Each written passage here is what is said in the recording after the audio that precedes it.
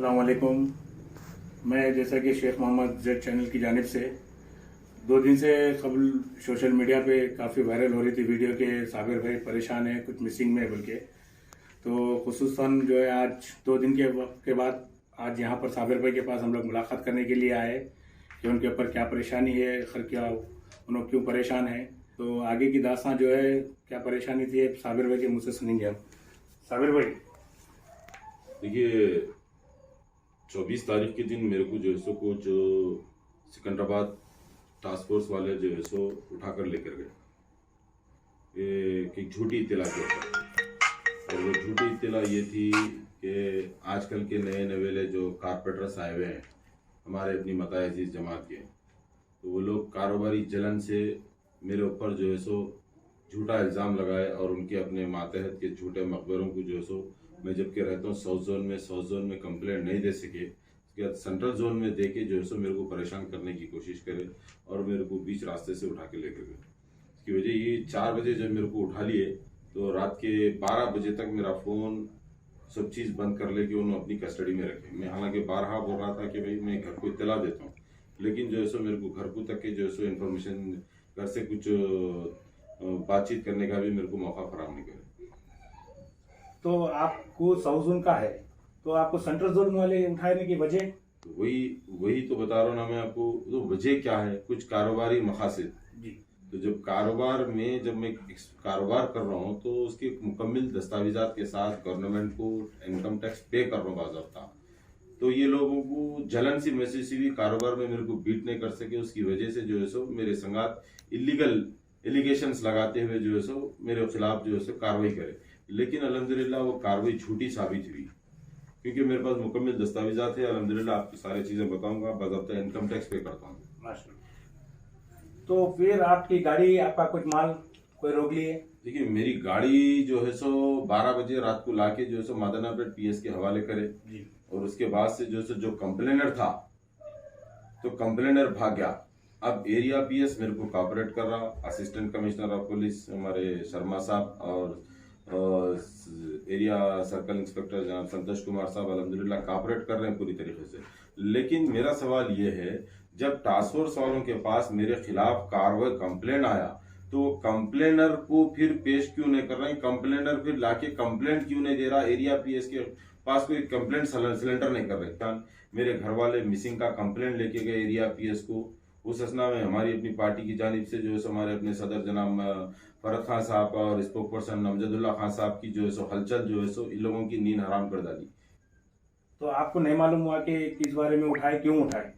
आपको इसकी इत्तला थी कि आपको ऐसा आपके ऊपर कुछ एक्शन लेंगे? नहीं वैसा कुछ भी मेरे, क्योंकि मैं पूरा लीगल हूँ ना, मेरे को डरने की बात क्या है। जी तो आपके पास सारे डॉक्यूमेंट है आपके कारोबार के? मेरे मुकम्मल दस्तावेजात है, बाज़ाब्ता गवर्नमेंट को टैक्स पे कर रहा हूँ मैं, ऐसा कुछ भी नहीं है, हर चीज है मेरे पास, एवरीथिंग पूरे डॉक्यूमेंट है, पूरे चीजें बताऊंगा आपको एक के बाद दीगर। आज जाकर जो है सो मैं पुलिस कमिश्नर को भी कंप्लेंट कर आया हूँ बाज़ाब्ता। 48 आवर्स के तक जो है सो मेरे संगात किसी किस्म का जो है सो मेरे को इंसाफ नहीं मिलने की सूरत में जो है सो मैं आज जाकर जो है सो फिर जो है सो कमिश्नर ऑफिस से रुजू हुआ, बाज़ाब्ता कमिश्नर ऑफ पुलिस को मैं कंप्लेंट देकर आया हूँ। आजकल के जो नए नवेले कारपेंटर्स है ना, तो ये लोगों को क्या है, अभी हमारी ताकत का अंदाजा नहीं है। जब ये लोगों को सच्चाई का सामना करना पड़ा था, दस्तावेजात का सामना करना पड़ा, तो उसके बाद ये लोग जो है सो इनके अपने जो भेजे हुए मातहत जो भेजे हुए मकबर था इनका, वो इसको भगा दिए वहां से। और आज टास्क फोर्स वाले परेशान है कि उन्हें गया तो कहाँ गया, उन्हें आया कैसा, हमारे से मिला कैसा और उन्हें दिया। तो ये दीवाने बने की बातें कर रहे हैं। जब टास्क फोर्स के पास कंप्लेंट आया तो टास्क फोर्स की जिम्मेदारी बनती कि कंप्लेंट का मुकम्मल वेरीफाई करके मेरे को पार्टी वन ये नोटिस देना चाहिए पहले, without any notice without any information के बाद जो है सो मेरे को उठा लेते हैं रास्ते। वो ऑफिसर के कुछ नाम आपको? हाँ, एक ऑफिसर का नाम है एसआई, वो एसआई है, नागेश है उसका नाम, नागेश है। Central zone task force. तो इसकी आपको ये जुल्म और परेशान करने की किसी की साजिश? जाहिर सी बात है, मुकामी जमात की सरगर्मियों की ये की सरपरस्ती में हो रहा है ये पूरा। 12 साल से बर्दाश्त कर रहा हूँ मैं। ये कारपेंटर बच्चों को बोल देना चाह रहा हूँ कि तुम अभी बच्चे हैं, अगर मैं चलते चलते भी अगर मैं हाथ पकड़ लूंगा ना तो हाथ नहीं छुड़ा सकेंगे, दम तोड़ लेते वहां पर। मैं अगर अपने वाली पे आ जाऊंगा, मैं तुम्हारे अब्बा से 12 साल से लड़ रहा हूँ अल्हम्दुलिल्लाह, असदुद्दीन अवैसी को अच्छी तरीके से मालूम है, अगर ले आके फातिहा दो बोले तो भी जो है सो मेरा नाम लेने से पहले जो है सो सोच लेते। आज हद से ज्यादा हो गया जुल्म, और ये जुल्म में बर्दाश्त कर करके एक मर्तबा निकाला था मैयत यात्रा के नाम पे, फिर दूसरी मर्तबा दारुस्सलाम तक पहुंच जाऊंगा पूरे खानदान को लेकर, तो फिर उस दिन बहुत महंगा सौदा होगा मेरे संग। फिर आपका हुकूमत से क्या मुतालबा रहेगा? यही रहेगा कि टास्क फोर्स वाले मेरे को उठाने की वजह क्या है। मेरे पास मुकम्मल दस्तावेजात है मेरे अपने कारोबार के। बता दीजिए आप। बराबर बताता हूँ। देखिए आप फार्म रजिस्ट्रेशन थे, ये आज पुलिस कमिश्नर को कंप्लेंट कर आया हूँ। बताइए कंप्लेंट कापी देखिए आप, पुलिस एक्नॉलेजमेंट देखिए, पुलिस कमिश्नर को बाज़ाब्ता जो है जाकर देकर आया, ये देख सकते।